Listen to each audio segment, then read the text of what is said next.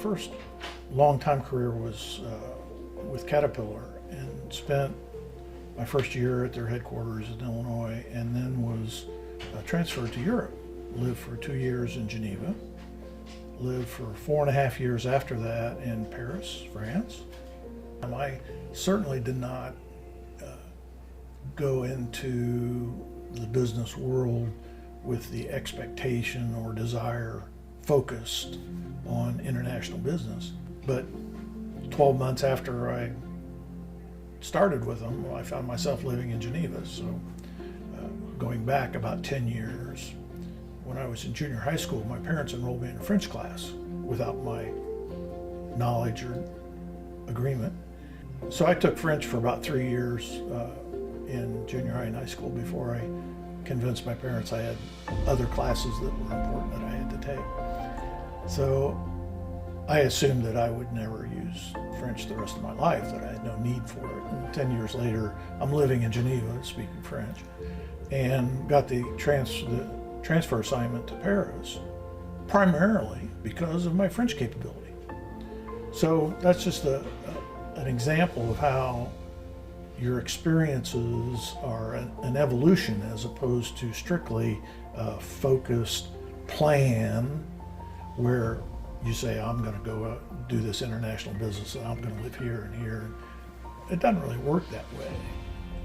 In the business world, it's what are your competencies? What are you capable of doing? What are your past experiences that would make you the right person for this next opportunity?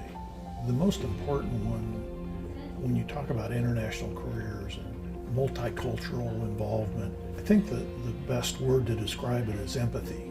You need to have a sensitivity, an openness to other people's desires, other people's traditions, other people's cultures, and a part of that is language, but a large part of it as well is their everyday way of life. You know, go to France and you make friends with French people.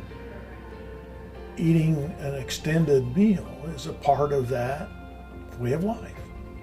I could no longer think of spending 5 hours eating dinner when I was growing up here in Bloomington, but sure enough, we got to France and we spent a number of times 5 and 6 hours eating dinner and enjoying it.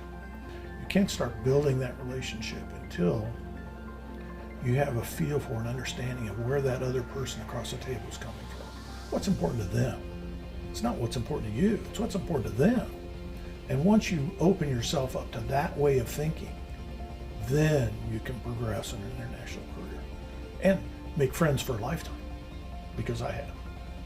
So the ability to establish a rapport with somebody and create a relationship and build that relationship is a skill that is not easily learned, but you acquire that and evolve it by being interested, by being open to new ideas, by being open to how other people think, as opposed to imposing your way of thinking on them.